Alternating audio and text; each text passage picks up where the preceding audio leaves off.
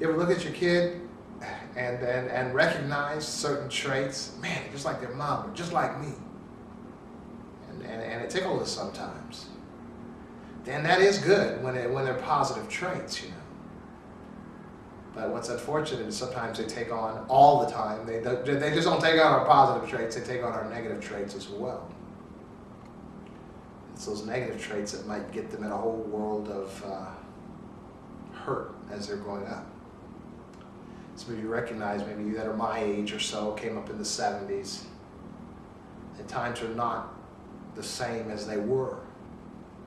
And that certain problems or issues that you might have had then and gotten away with, or maybe not gotten away with, but still had opportunities to do well and did. And then you come to an older age where you could look back and be respected and give advice. But unfortunately, the situations are not like that today. And a lot of the decisions that young people are making today, simply the same decisions that we were making. Negative decisions, and maybe getting in trouble, even getting caught. And they're having longer effects and life-changing, life-altering effects on them to where there will be no future. Like the future that we have today, many of us. I know there was a time in the 70s and 80s where you could be pulled over, you know, by the police, you know, and weed smoke come billowing out of your car. And the police officer would just tell you to, you know, take it easy and go on about your business. Because in their off time, they probably had the same smoke billowing out of their car. Situations were different then. You could get away with just simply a high school diploma and still land a good job at GM or Inland or something. Frigidaire, and be well. Those times are gone. And so the decisions that children are making today, skipping school, getting high, doing the things that they're doing, having unprotected sex, or just having sex at all at such a young age, and creating babies, creating kids, they're sentencing themselves to a life of failure, a life of no prosperity, no wellness. What really vexes me is when I walk through the neighborhoods, and I walk through the project neighborhoods, and I see young people that are either already in the system or on their way to the system. Lives. No future, no real future. My son is graduating from the university soon, this year. He tells me, he says, Dad, you know, everybody is going to have a bachelor's degree. A bachelor's degree isn't worth that much.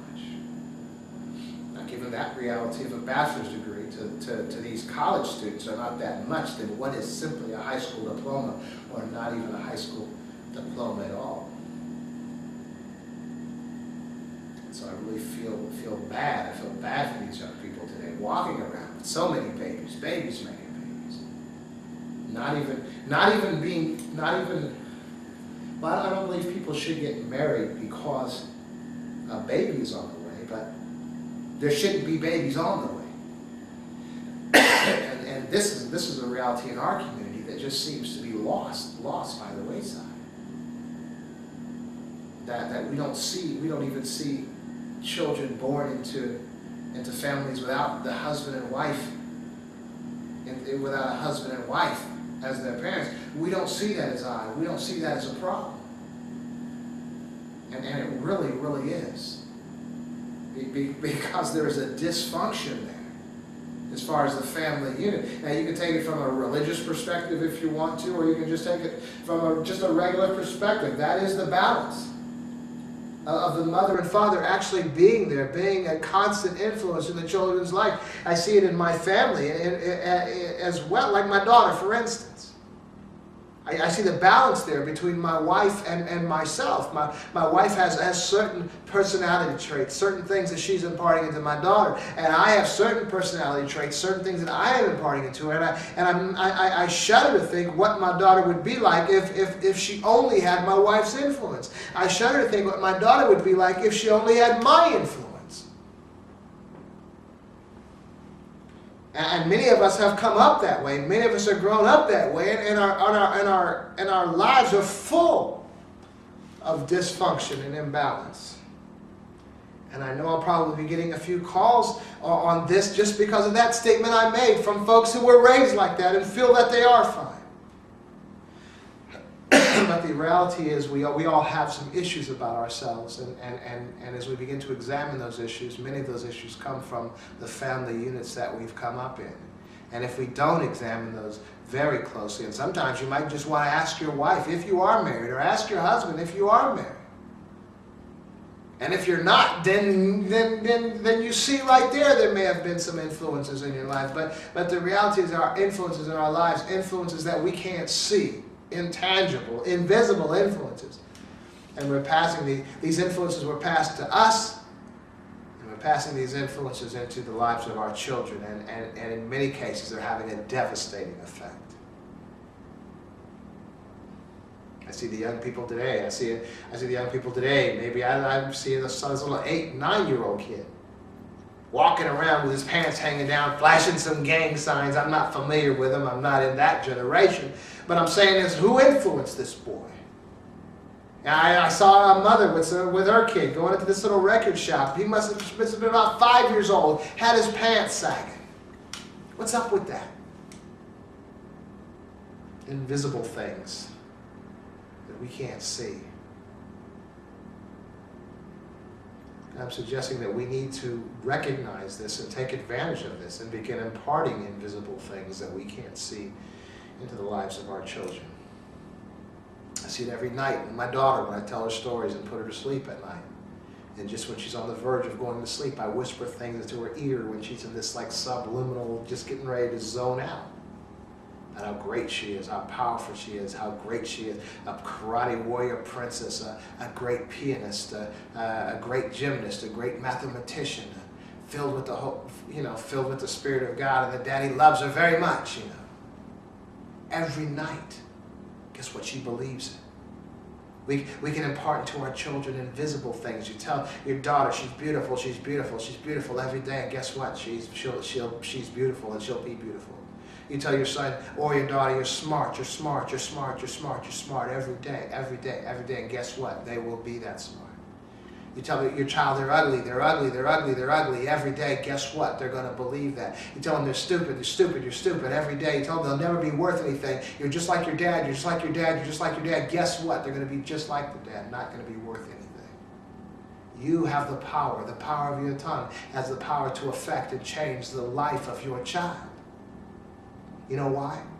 Because they believe you. Because they believe your words. Well, they might not kind of like you. They might even kind of fear you. They might have all these negative thoughts about you that they really shouldn't have. But they believe you. They were built that way. Something about the creation of the individual. Even like with animals, with a dog or a cat. You see the way the mother goose or whatever, she's walking around. You got all the little geese or ducks or whatever following behind her. They follow her because they believe her. And they're learning to be just like her. It's the same with every creation, with your child as well.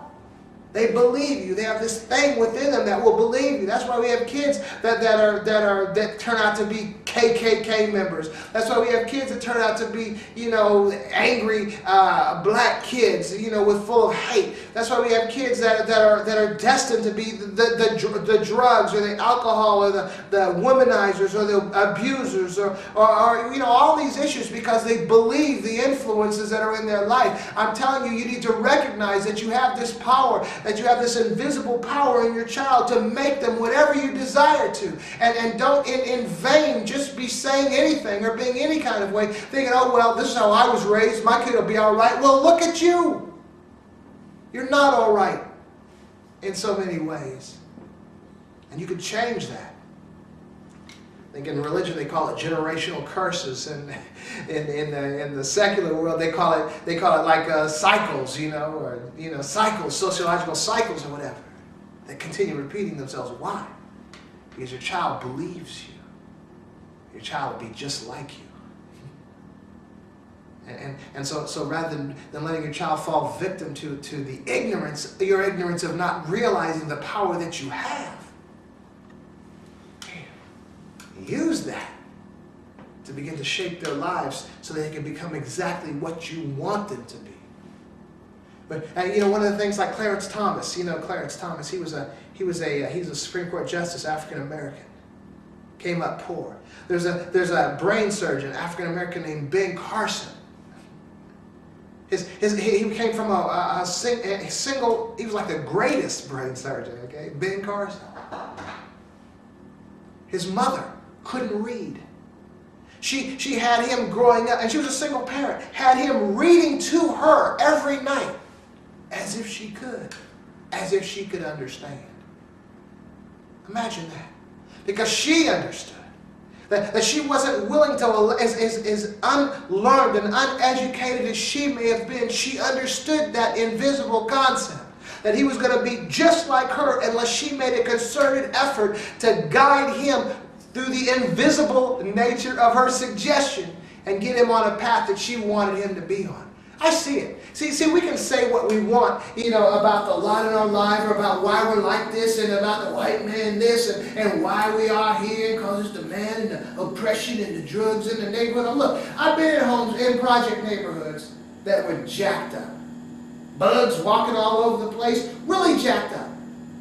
In the same unit, or in the same court, walk into another home of, say, you have an elderly person. House was immaculate.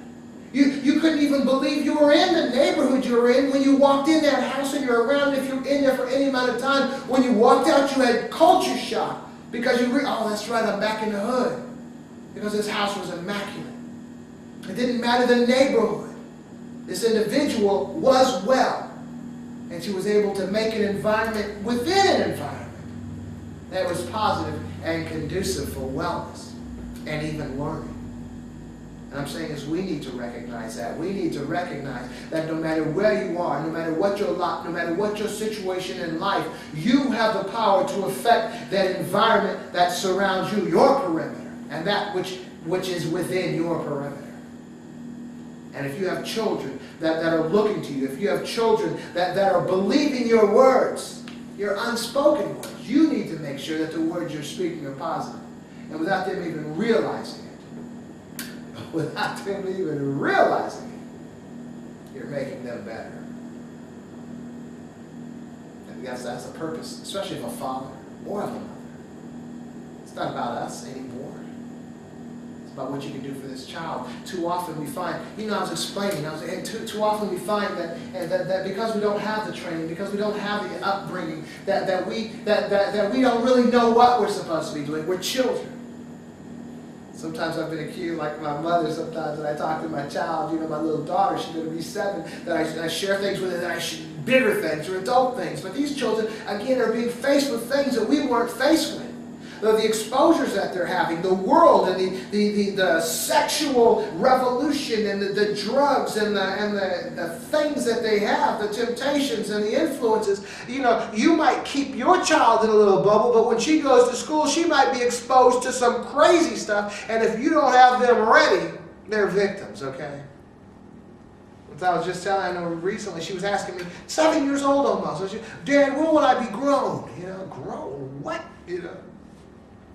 And sometimes, people get grown, in different ages when they grow up. And they're, I told her, it was about a month or two ago.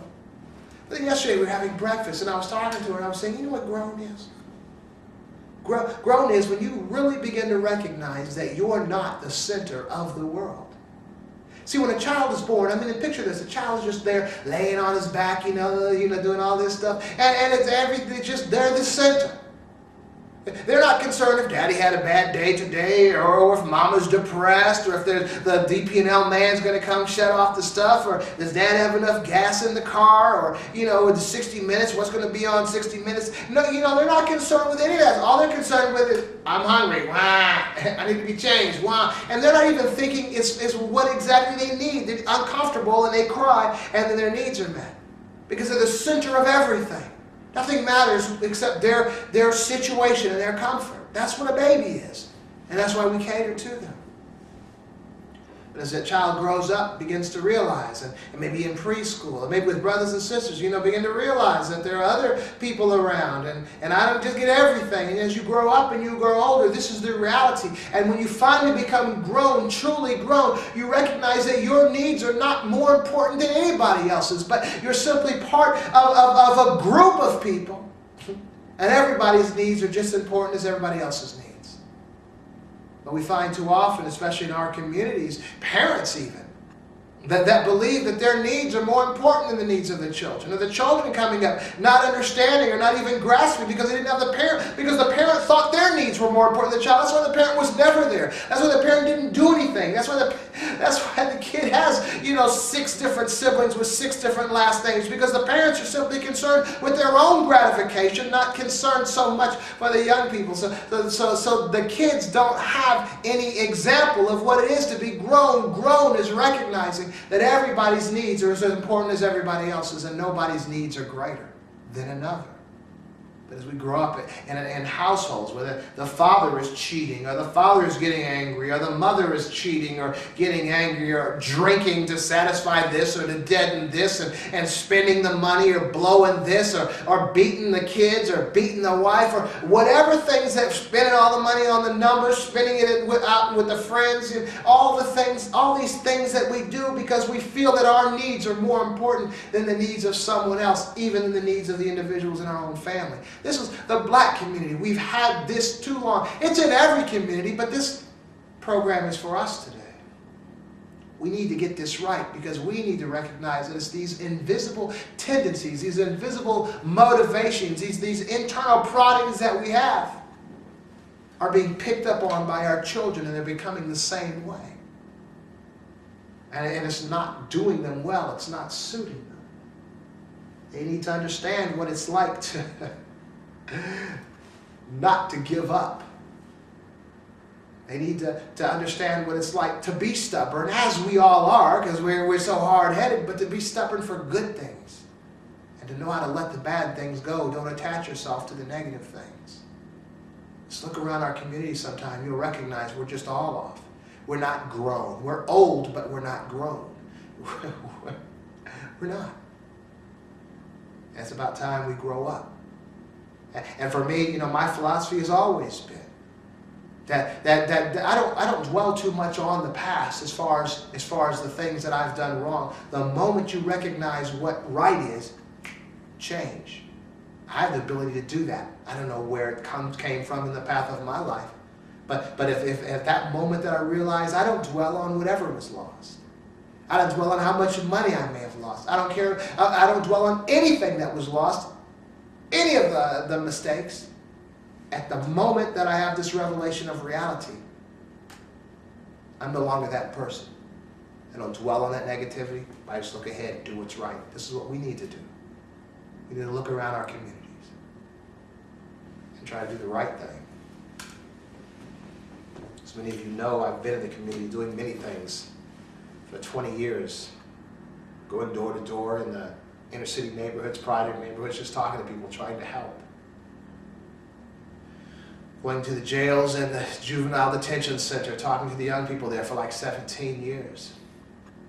Put 2 programs on cable here for like the past 7 years, just to do whatever I can. I'm just a man, but I see things, and I see some negativities, and if there's something that I can help, I try to offer, whether it's advice, insight, or whatever. And there are things that you know that I don't know. There are things that everybody knows that somebody else doesn't know. We all have the answers. We all should all do what we can to help. This is what I can do. So you guys know I'm starting, I'm a minister as well. I've been a minister, in this city for the past 20-some years. We're starting a ministry at church in Dayton on the 1st of April. Just doing whatever we can. And this, to me, this is really what we need, is just a reality check. Just a little bit of guidance. Just somewhere to get some of that invisible instruction that maybe we should have gotten at home, but we didn't. And now we're in a place to be offering invisible instruction to our children, and we're not even sure which way is up. There is a way that's up. There is a way that's right. Often we choose the wrong way, we choose the selfish way, and it never really pans out right. And it's one thing if you're single and by yourself and nobody's looking at you, but we got kids, we have young people, we have communities of people that are looking at us, needing some direction, needing some insight, needing some invisible instruction. It's like right before us, it's right there. To me, like President Obama was a perfect example. We look at Obama sometimes and it's wonderful. There's this educated, well-spoken black man. He's been leading the country. He looks like he's got a healthy wife and healthy kids, nice little family unit. That's good. We're proud of him. No, we can be like that. We don't have to be exactly like that, but recognize we should just be well. We should not be in a position as African Americans to look at a functional African American family that seems to have it going on and be so proud of them. That should not be the rarity. That should not be the thing that's not normal. That should be normal to us. We should be looking at the families that are kind of jacked up as the ones that are not normal, the few out there that are dysfunctional, but instead most of us have gravitated toward the dysfunction. And I'm telling you what's doing it. I don't mean to be sitting on a soapbox, but it's the alcohol and it's the drugs. It's the media, the music industry, the things that move us and the things that we allow to move our children. I mean, come on now. You came up in my era. You had like me and Mrs. Jones, right? We got a thing going on. You had Marvin Gaye, Let's Get It On. You had Lenny Williams begging and crying. You had If Loving You Is Wrong, I Don't Want to Be Right. I mean, we had that kind of music, and what did we do? We became that, and we created all these kids. We had the Superfly, and Freddie's Dead, and Pusher Man. We had all the music that influenced us and sort of justified the drug scene and the alcohol scene.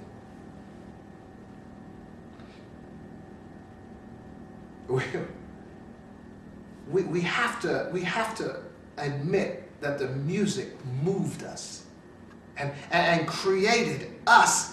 Even it was that invisible influence of the media, the music industry, that created us the way we were and created so many babies born out of wedlock. Because we were seeing Mrs. Jones and we were, If Loving You Is Wrong, I Don't Want to Be Right, because you got a husband and I got a wife. Come on, man, we were moved by that stuff and we did that stuff. And now our children today are being moved by their music, but in more violent and harmful ways. But we have to recognize the power of the music because we were moved by it in our time. And now if you begin to listen to some of the music that the young people have today, you recognize why there's no respect. You recognize why there's killing. You recognize why there's all kinds of negativity because the children are buying into their music just like we bought into ours. Those invisible suggestions.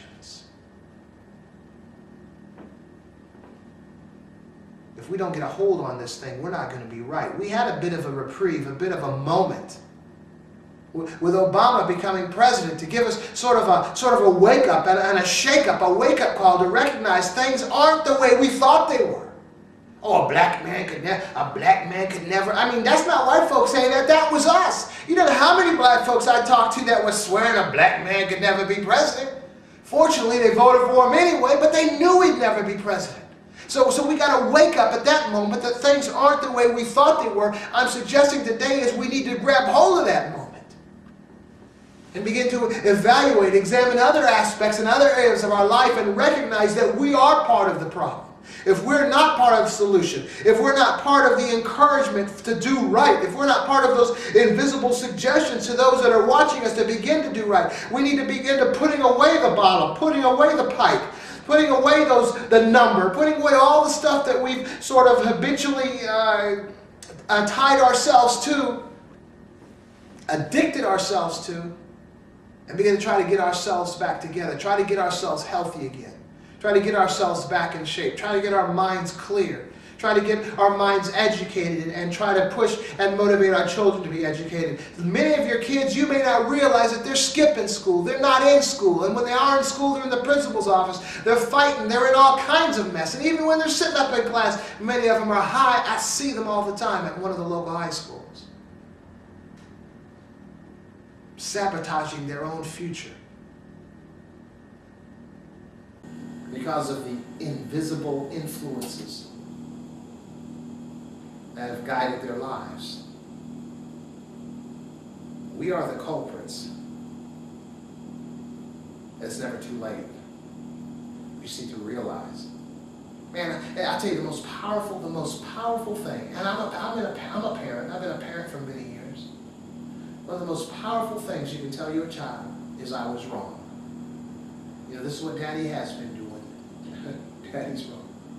You know, when Obama became president, I put out a couple of videos, that it was like something magic was in the air. Because a black man could never be president. Anybody that's of age knows that. But something happened, and to me it was like magic in the air. And it was like, this is the time you need to do something, like an electricity in the air, something special. You need to do something right now while things are happening, okay? And I determined that day that I was going to try to figure out some things I wanted to do. Go to school. You know, I got one class and I'll have my degree. I've been going to school since Obama became president. I wanted to speak Arabic. You know, I spoke some Spanish, I spoke some German, some Japanese, but I want to speak Arabic. I didn't get too good. I could say, like, I want a cup of coffee. I have ashrab shwait ahawa min fadlik. You know, I mean, so I just grasp some things. I grasp out there. What can I do that I haven't done? What can I do something? And you know, you're doing this in front of your kids. You're saying, Dad, look how old Dad is, and he's learning a new language. Look how old Dad is and he's going to school. Imagine that now. I've been going to school for like a little over 3 years. And my daughter is 6.5 years old. So since she was 3, almost 4, I've been going to school. So all she knows is that Dad is going to school. That's all she knows. Just like all she knows is president is black, because she doesn't know anything different. Okay? So what I'm saying is, this child now is growing up believing and really understanding the importance of school. It's just what people do, is go to school. I'm going to school now. My dad's going to school. You just go to school. Man, I didn't have that. My father had his master's. I mean, my family was educated, but their education came later.